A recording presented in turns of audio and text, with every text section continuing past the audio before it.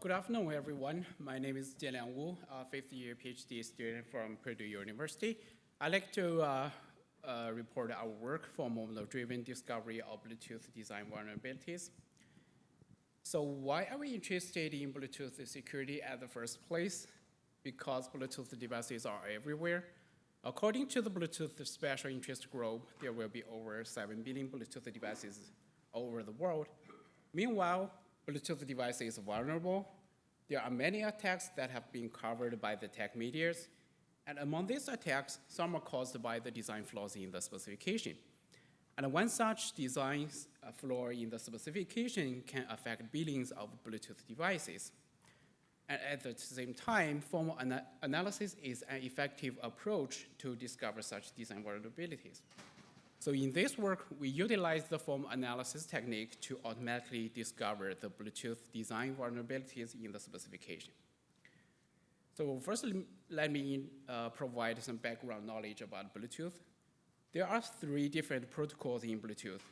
The Bluetooth Classic, which is usually used for audio streaming. The Bluetooth Low Energy, which is usually used for data transmission with low power consumption. And the relatively new Bluetooth Mesh, which is built on BLE advertising to form a mesh network. The specification has built-in security mechanisms to provide authenticity and confidentiality guarantees. To achieve these guarantees, the communicating device first needs to agree on a shared secret key in the key sharing phase by using the pairing protocol in BCBOE or the provisioning protocol in Bluetooth Mesh. And after that, in the data transmission phase, the communicating device uses the shared secret key to perform authentication and encryption. So in this paper, we focus on the security-related protocols in these 2 phases.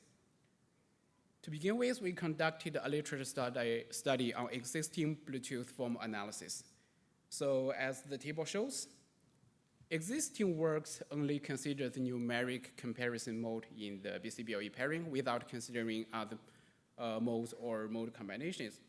However, it is important because an attacker may exploit a specific combination of these modes to launch the attack. And the existing work does not consider the key sharing and data transmission phase at the same time. And in addition, existing works do not consider the compromised device scenario in all possible cases. And most importantly, none of the existing works cover the Bluetooth Mesh.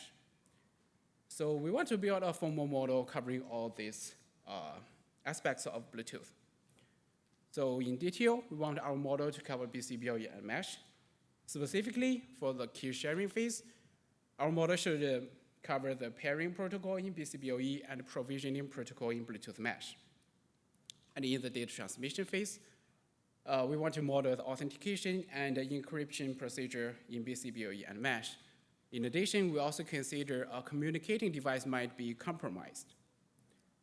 So in the key sharing phase, we assume the attacker has the capabilities defined in the DLVO attack model, meaning that an attacker can intercept, eavesdrop, and modify the messages exchanged between communicating devices.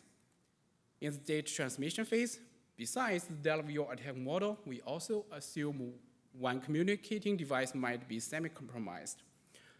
And on the semi-compromised device, we assume the attacker does not have the root permission. For example, a user may install a malicious app on her Android phone with Bluetooth permissions. Usually, this malicious app does not have the root permission. However, it can still access the Bluetooth functionalities provided by the Android framework. So to build a comprehensive model, there are several challenges that need to be addressed. The first one is the complexity of the protocol. For example, there are 4 different modes in the BCBOE pairing protocol and 8 different modes in the provisioning protocol. And what's worse, one device might support different combinations of these modes. So to address this challenge, we adopt a modular design for our model. Specifically, we design each sub-protocol or a step in a protocol as an individual module. And then we abstract the fixed input and output phases between those modules. As such, when we model a mode of a protocol, we can splice corresponding modules together. If we want to model another mode or other mode combinations of this protocol, most of the modules can be reused. So let me use our model of the BCBOE pairing as an example to illustrate how we address this challenge. So there are 4 steps in the pairing protocol. And in step 2, there are 4 different modes. So we model each step and each mode in step 2 as an individual module.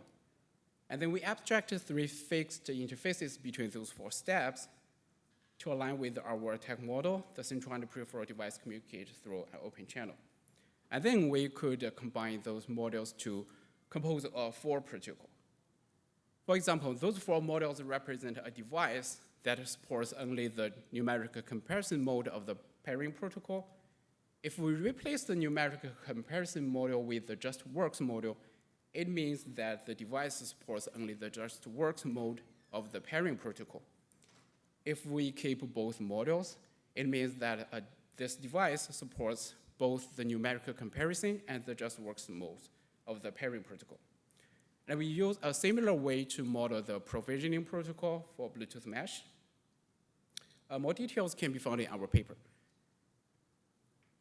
The second challenge is the coexistence of protocol stacks. For example, one device may only support one Bluetooth stack, such as BC. And another device may support all 3 different stacks. And even if one device supports all 3 stacks, only one stack might be used in the data transmission. To cover all these cases, we follow the modular design and design each stack as an individual module. So we can combine those different stack modules to model a device with different stack capabilities. And the third challenge is how to model a semi-compromised device. In formal analysis, an approach to model a compromised device is to send the secret key to the attacker.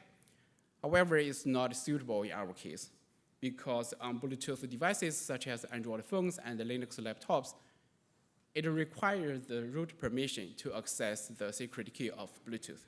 However, on a semi-compromised device, the attacker does not have the root permission to access the secret key. To address this challenge, we propose a 2-layer design, which has an application layer and a stack layer. The stack layer can access the secret key to perform authentication and encryption, while the application layer determines what data to send or receive. And then we use an open channel between these 2 layers to model the attacker's capability that she cannot access the secret key, but she can still access the Bluetooth functionalities. And we use our model of the data transmission phase to illustrate how we address these 2 challenges. We model a device as 2 layers, an application layer and a stack layer. And for each application and stack, we model it as an individual module. To align with our attack model, the central and peripheral device communicate through an open channel. If the device is not compromised, these 2 layers communicate through a secure channel. And if the device is semi-compromised, these 2 layers communicate through an open channel. And then we could combine those modules to model a device with different stack capabilities and connectivities. For example, these 2 modules represent a device that only support a BC stack, and the BC stack is used during the data transmission. If we add one more BLE stack module, it means that one device supports both BC and BLE stacks, but only the BC stack is used during the data transmission. If we add another BLE app module, it means both stacks are supported by a device and both are used in the data transmission. After solving those challenges and building our model, we analyze the specification and extract the security properties to verify against our model. Specifically, for the BCBLE pairing protocol, we verify the authenticity property. We verify this property by verifying the correspondence of certain messages in the protocol. If this property holds, it means that the 2 communicating devices can properly authenticate each other. For the mesh provisioning protocol, Besides the authenticity property, we also verify the secrecy and the strong secrecy of the secret key transmitted during the provisioning. If the secrecy property holds, it means that the attacker cannot get the secret key in plain text, while if the strong secrecy property holds, it means that the attacker cannot tell whether the secret key changes or not. And in the data transmission phase, we verify the secrecy property of the transmitted data in BCBLE and mesh. We implement our model using ProVerif and verify the property I mentioned, and we detect 82 violations. Some of the violations are corresponding to the 5 known weaknesses, such as bad Bluetooth attacks, BLISA, and method confusion attacks.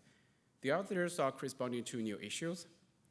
The first issue lies in the mesh provisioning protocol, which allows an attacker to steal the secret key from the provisioner. And the second issue affects both the BCBLE dual stack devices, which allows an attacker to illegally access the Bluetooth services across BCBLE stacks. I'll briefly introduce these two attacks. Let's start with the Blue Man attack.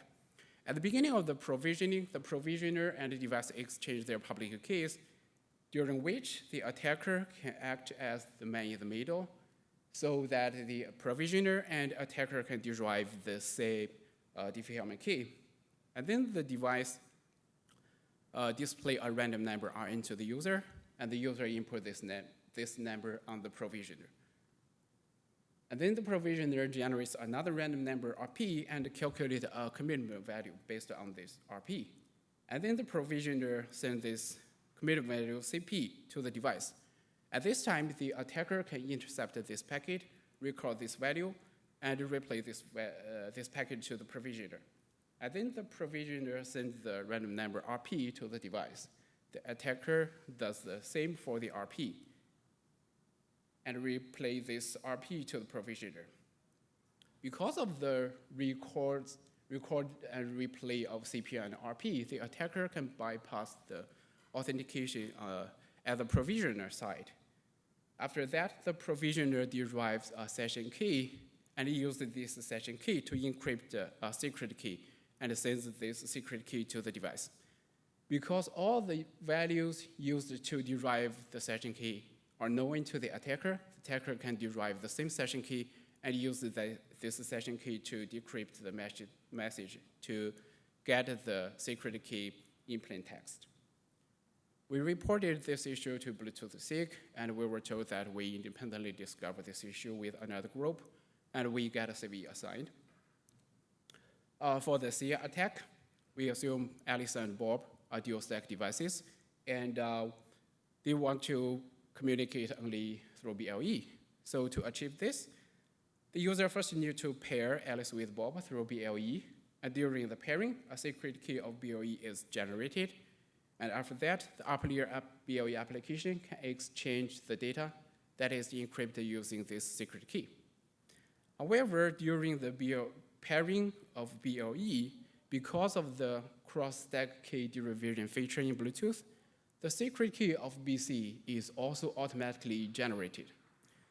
So in this case, if Bob is semi-compromised with a malicious app, then the attacker can exploit the BC secret key and illegally access the BC service on Alice, such as inject keyboard strokes. In a sense, this attack is kind of similar to another attack called Bluetooth, because both are caused by the same issue, the cross-stack key derivation feature. However, these two attacks has different attack models.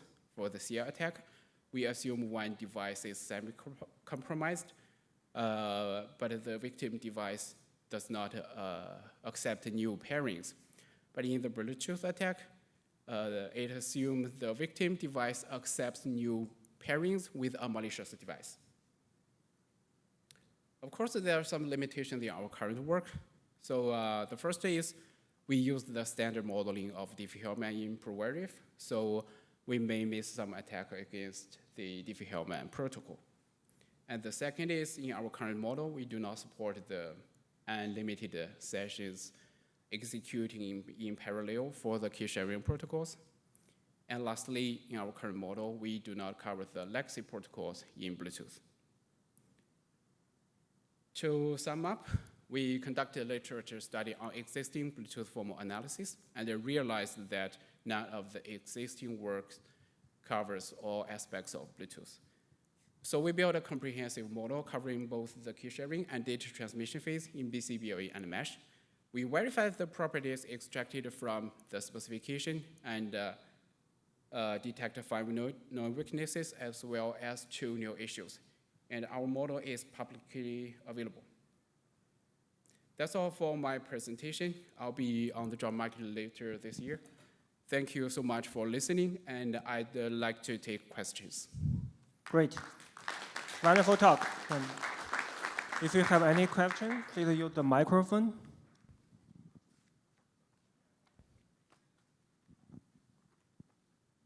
Maybe I will start with the question first. Can you go to page 15 about the second attack? I think that's very interesting. I have a minor question about this attack. So in this attack, can the malicious app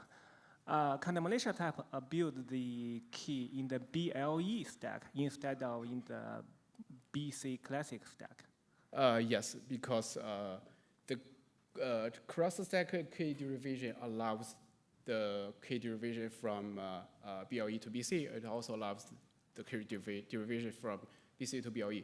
So if Alice and Bob only communicating through BC, the key of BLE will also automatically generate it. Great. Yeah.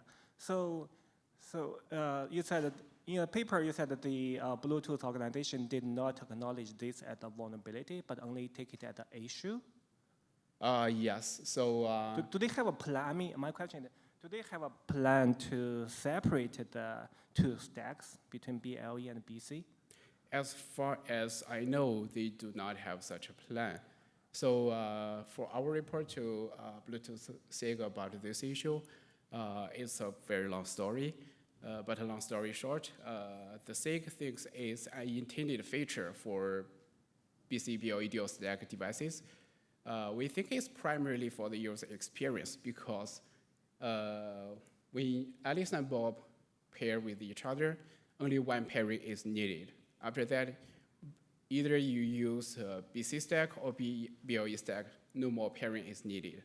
But if you separate those, if you want to use both stacks, you need to pair twice.